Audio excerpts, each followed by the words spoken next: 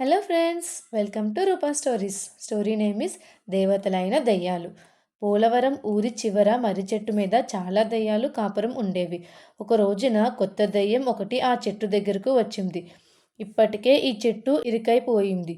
నువ్వు పోయి మరేదైనా చెట్టు చూసుకో అంటూ మర్రి చెట్టు మీద పెద్ద దయ్యం కొత్త దయ్యాన్ని అదిలించింది. ఎక్కడికి పోయేది? దగ్గరలో ఎక్కడా మరో మర్రి చెట్టు కనబడడం లేదు అంటూ కొత్త దయ్యం దీనంగా ముఖం పెట్టింది. అయితే మనుషుల మధ్యకు పోయి ఉండరాదు అన్నదొక దయ్యం.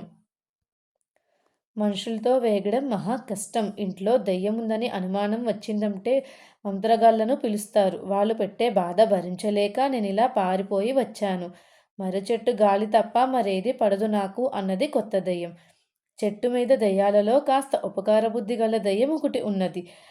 అది కొత్త దయ్యం మీద జాలిపడి, సర్లే కొన్నాళ్ల పాటు నువ్వు చెట్టు మీద ఉండు, నేను పోయి మనుషుల మధ్య ఉండి వస్తాను అంటూ గాల్లోకి ఎగిరి ఊరు చేరి ఒక ఇంట్లో ప్రవేశించింది. ఆ ఇంటి యజమాని పోలయ్య. ఆయనకు భార్య, ఇద్దరు కొడుకులు ఉన్నారు. కొడుకులిద్దరికీ పెళ్ళిళ్ళై కోడళ్ళు కాపురానికి వచ్చారు. పెద్ద కొడుకు 3 ఏళ్ల బాబు కూడా ఉన్నాడు. దెయ్యానికి ఆ ఇంట్లో ఏమీ శ్రమ అనిపించలేదు. తాను ఎవరికీ కనిపించదు కనుక ఎక్కడ కావాలంటే అక్కడ తిరగవచ్చు.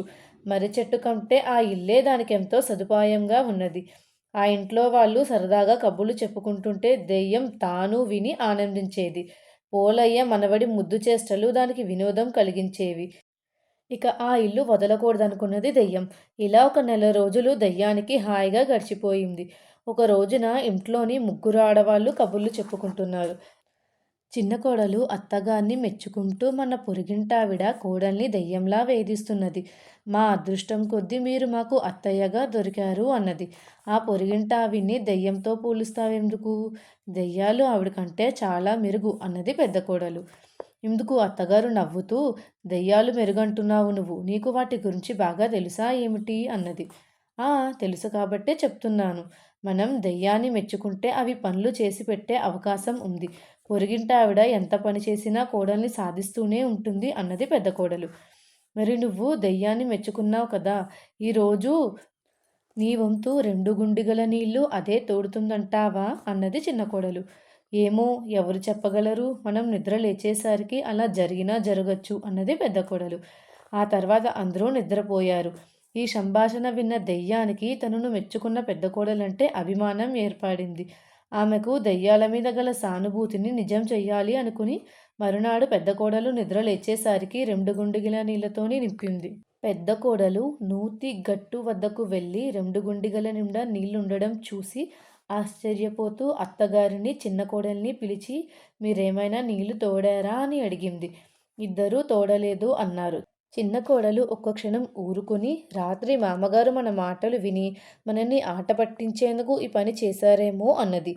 అయితే పోలయ్య, అతడి 2 కొడుకులు నూతి దగ్గరకు రాలేదు అన్నారు.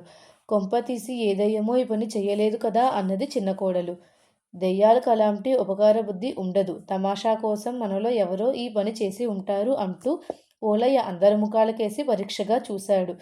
పోలయ్య పెద్ద కొడుకు మాత్రం తాపీగా, ఇది నిజంగా ఉపకార బుద్ధి గల దెయ్యం పనే అయితే ఇంత చిన్న సహాయంతో ఎందుకు ఊరుకోవాలి? మన ఇంటి కప్పు నేసి పెట్టకూడదు? పెంకు తిరగవేసి 4 ఏళ్ళయింది.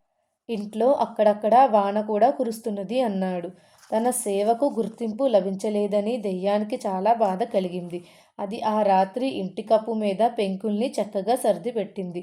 మరునాడు తెల్లారి లేస్తూనే అంతా తానను మెచ్చుకుంటారని దెయ్యం ఆశగా ఎదురుచూసింది. అయితే పోలయ్య నిద్ర లేస్తూనే ఒక గావుకేక పెట్టి పడిపోయాడు.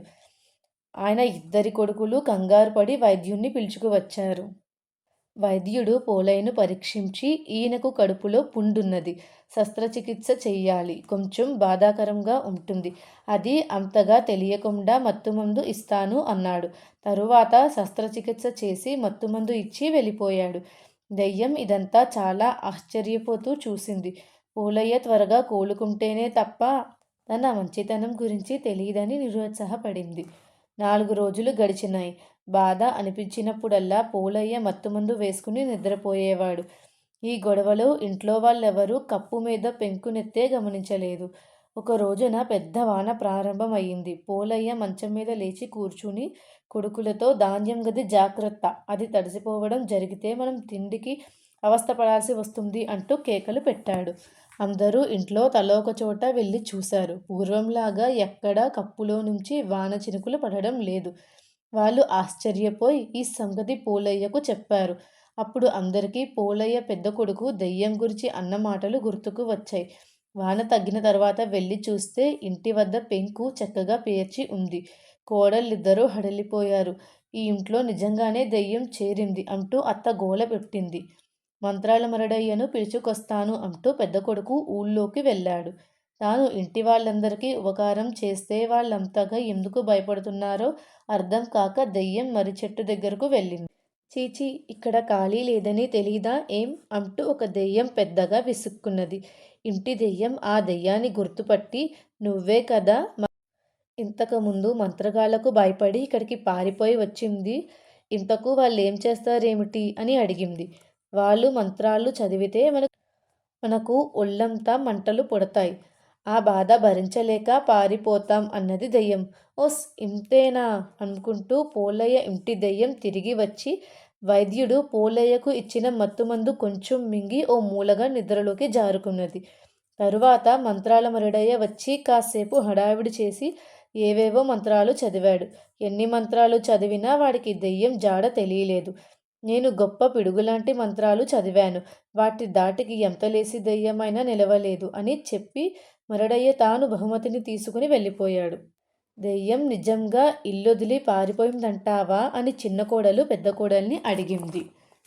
వెళ్ళకపోయిన పక్షంలో అది ఈ రాత్రి గదిలోని ధాన్యాన్నంతా బియ్యం కింద దంచి తీరుతుంది కదా అన్నది పెద్ద కోడలు.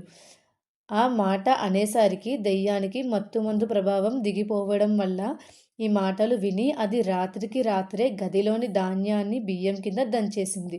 మరునాడు ధాన్యం గదిలోని బియ్యాన్ని చూసి ఇంటిల్లపాది హడలిపోయారు.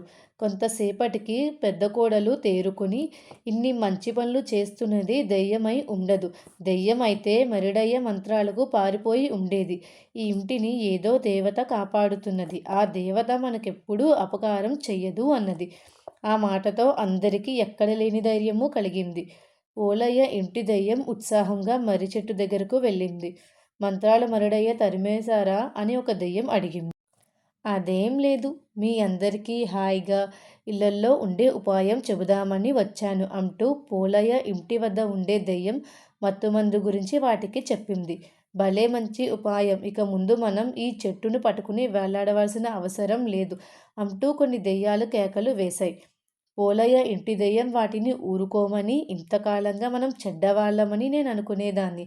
మనం దెయ్యాలమైనా మంచి పనులు చేస్తే మనలను మనుషులు దేవతలు అంటారు. మనుషులతో పాటు హాయిగా బతకాలనుకుంటే మనం మంచి పనులు చేస్తూ దేవతలం అనిపించుకోవాలి అన్నది. ఆనాటి నుంచి మంచి పనులు చేసి దెయ్యాలన్నీ దేవతలుగా మారాయి. చెడ్డ పనులు మానలేనివి మాత్రం దెయ్యాలుగానే ఉండిపోయాయి. మా స్టోరీ మీకు నచ్చినట్టయితే లైక్ చేయండి, షేర్ చేయండి. మరిన్ని మంచి వీడియోస్ కోసం మా ఛానల్ని సబ్స్క్రైబ్ చేయండి. Thank you for watching.